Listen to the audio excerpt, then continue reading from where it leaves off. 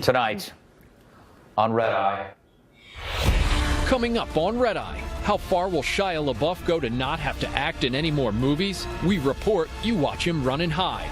Plus, how much does the vice president expect to spend on macaroni and cheese between now and 2016? $3.6 trillion, and I make no apology for that. And finally, does the belief that crop circles are created by space aliens make you stupid, or really, really stupid? Our expert panel settles it once and for all next. None of these stories on Red Eye tonight. And now, let's welcome our guest. Well, her voice is raspier than Rod Stewart and Kim Carnes in a blender after smoking 3 packs of Camels. Tonight, I'm here with National Review reporter Katherine Timpf. Her first day on the job is tomorrow. Congrats. Wear pants. She gets down to brass tacks and also bottoms of bottles because she's a drunk. It's Joanne Nosachinski. Well, his face lights up less often than the dark side of the moon. Oh, there you go. It's TV's Andy Levy. And they say don't be a stranger, which is why the law requires him to go door to door in his very own neighborhood. Sitting right next to me, Imus in the Morning executive producer, and my pal from O'Reilly, Bernie McGurk. Good. A-Block. The lead. That's the first story. What say you, McGurk? Well, if you let me talk. No, I'm just kidding. Yeah, we better start. Come on, before I get in trouble. They dropped the bomb on a mom. A Florida woman was arrested on Sunday for allowing her 7-year-old son to walk to the park by himself. Dominic Gainey, seen here, I believe, was on the way to the park when he passed a public pool where lifeguards asked him where his mom was. He got scared and ran the rest of the way to the park, leading them to call the cops, who found him and asked him where he lived. Shorts are clearly too long. The cops then took him home and arrested his mother, Nicole, on charges of child neglect. Nicole says she knew she was making a mistake by letting Dominic go to the park. I honestly didn't think I was doing anything wrong. I was letting him go play. Oh, well. And she says she totally gets why the cops arrested her. I'm totally dumbfounded by this whole situation. Ah, who wrote this? Clearly, this is something that could only happen in...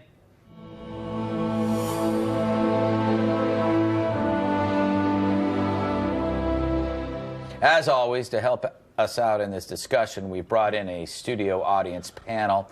Welcome, everyone, and thanks for being here. Before we start, how many of you enjoyed my special homemade fudge before the show? Oh, that's great. We may need some more EMTs for that lot. All right, Bernie. Yes. Was the mom wrong? And even if she was wrong, arrest her or execute her? Well, you know, I don't know what is happening to this country. We're raising a nation of P words. You can't send a kid to the park. I mean, they're gonna treat this lady like she's Casey Anthony, for God's sakes. Yeah. I mean, it's ridiculous. Look, if it was a girl, I could understand it. But if it was a little boy, you got to let him out there. And I'm just kidding, ladies. Just a joke. I completely agree with you. Let him out. Let him out in the world. Come on, 7 years old. I was sneaking on the subway. I was, you know. Things at 7. I was operating a forklift on the moon. I don't think these cops went far enough. No. I think that in order to be outside, all children under the age of 26 should have an armed bodyguard with them at all times. It's just too dangerous. Where, though? Why is it dangerous? Anywhere. It's very, very dangerous. Right. As soon as I have kids someday, I'm just going to hand them off to the cops right away. That's good. Just because you know that they know what's better for kids and their parents. That's so true. You know, I think that's a smart move. Joe, we know you'll never have kids. Because it'll just cut into your drinking time. What is happening to this world when a 7-year-old cannot walk outside by themselves? It is like, you're going to use the P word, I say, and it should be a book title, A Nation of Narcs. Yeah. Well, that's the thing. The problem isn't the child walking alone. The problem is that whole see something, say something, right. You know, what's it called? Yeah, yes, exactly. We understand. Yep. Campaign. They're the posters that they have. No, really, because everyone's looking. I just don't look. Yeah. I think, no, really, I try to avoid eye contact with people. I think, you know, especially in New York, if I had a car, yes, I wouldn't have to walk to work, and I wouldn't have to, like, run into people or, like, see horrible things happening. Yeah. So I avoid them. And oftentimes in New York, the horrible things are on the ground. That's Oh, yeah. when you're walking, you just look like walking in New York straight ahead is an amazing experience. But once you look down, things are really bad Well, you down have there. so much on your shoes. Yes, it's disgusting.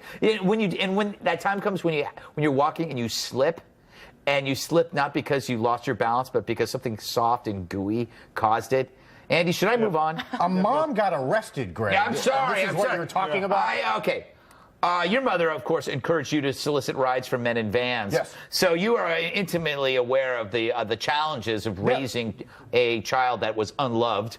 I got to see a lot of America as a youth, Greg. It was a formative experience for me. America was his name. Yes. He was a Native American loner. Absolutely.